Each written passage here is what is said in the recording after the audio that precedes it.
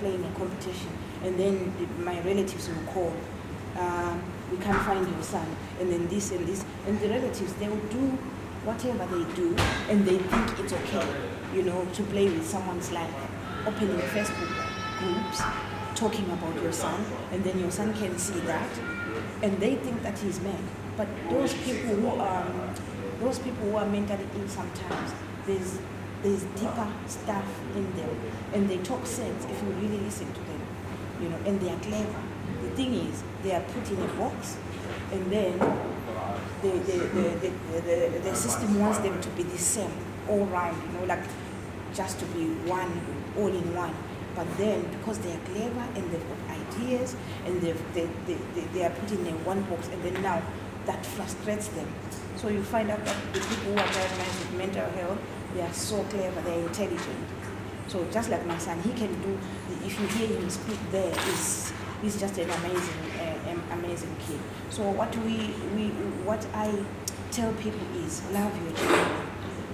Love your children, find out what is wrong. Have an ear, listen to them, because out there they are judged. In schools they are judged. At work they are judged. You see how angry everybody is. Even in the tube station, it's really busy. If you step on someone, even if you say sorry, they can't accept that sorry because they are really angry, they are frustrated and everything. So we need to come back to ourselves and not put our culture and because the way I grew up is not the way they are growing up here. We need to kind of accommodate them so that they can be free to talk to us, come back to us and talk to us. Mom, this, because if we use the African way, I'm not saying the African way is wrong. If we use that, what we used to do when we were growing up, especially in Africa, it's not going to help them. We need to support them, we need to listen. And another thing very good is forcing our children to go to university. When they say, Mom, I want to take a gap year. Yeah, okay, I hear you. Not like, no, you have to go to education. You know what they're going to do? They finish, they've got masters, and they're sitting at home. That sends them to mental health. That sends them to drugs. That sends them to, let them explore, let them, explore, let them travel. Tell them to work a little bit and save and travel. Go, even European countries are not bad. They're not expensive. So listen to the children, what they want, because this education system is there to kill our children, because it has already killed us. We are working 80 to 60 to 70 hours. Then we are letting the state look after our children. So they look up to the state to say, you know what, how many hours are they there? They are there 9 hours. Yeah? And then if they miss 5 minutes, 10 minutes, they are punished. They stay 1 more hour there. Yeah. If you take your child to go to holiday, like you found a cheaper holiday, you are fined. Yeah. I homeschooled my child from primary, because she was a tennis player. I homeschooled my child. So I just went into, saw the rules. A talented child has to be supported.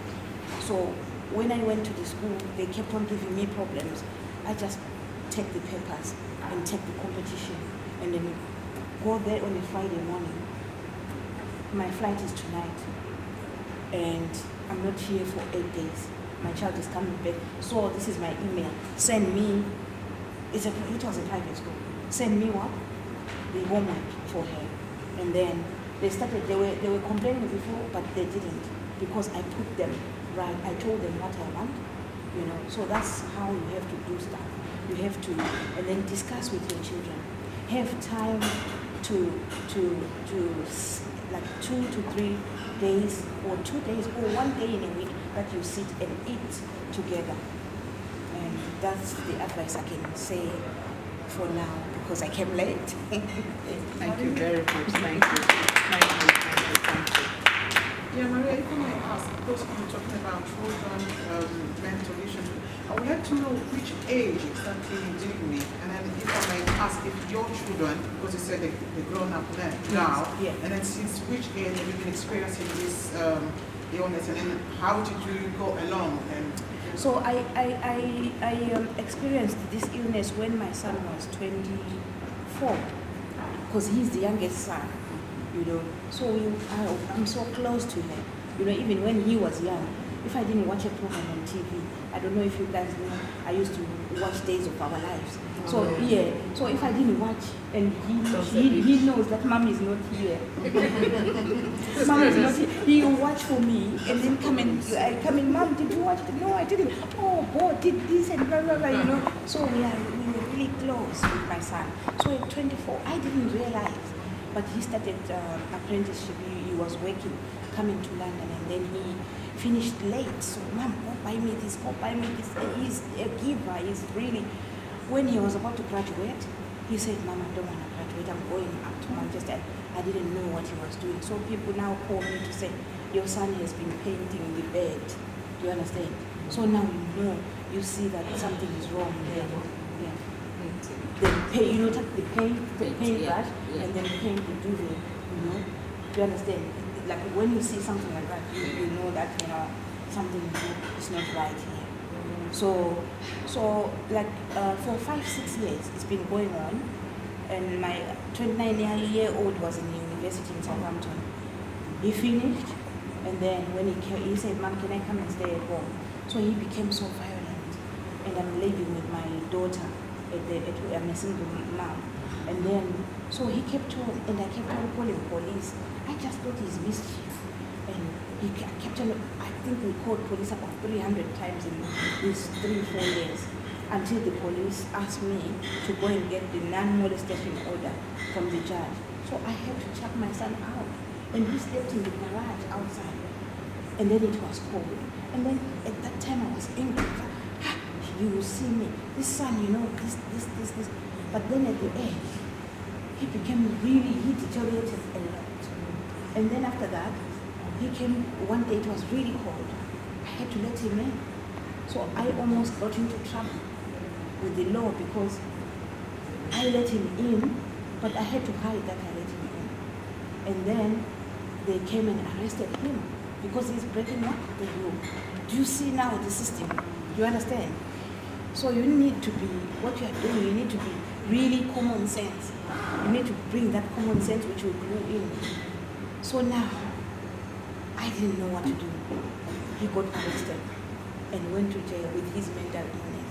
But every time I'm calling the doctor is saying to me, the GP, oh, it's a shame. I know your kids we've been living there for 10 years. Look, 29 now. When my child was 20, yeah, we've been seeing this doctor. When my child was 19 and the other one was 17, we started seeing this doctor. Oh, you're nice kids, because they look alike. She knows them. Please, can you do something? Just refer without him being here, because he can't come. The doctor didn't do anything. At the end, when they saw that they wronged me, they now chucked me out of the register. Yes, that's what they did.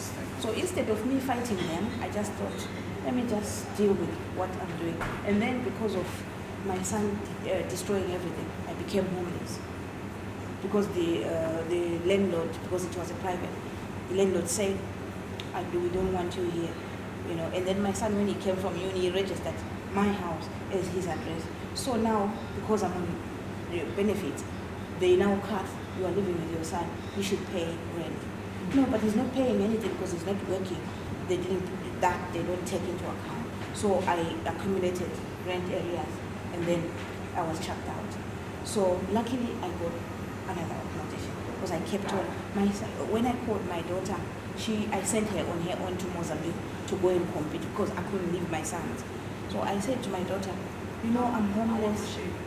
She's 16. At that time she was 14 when we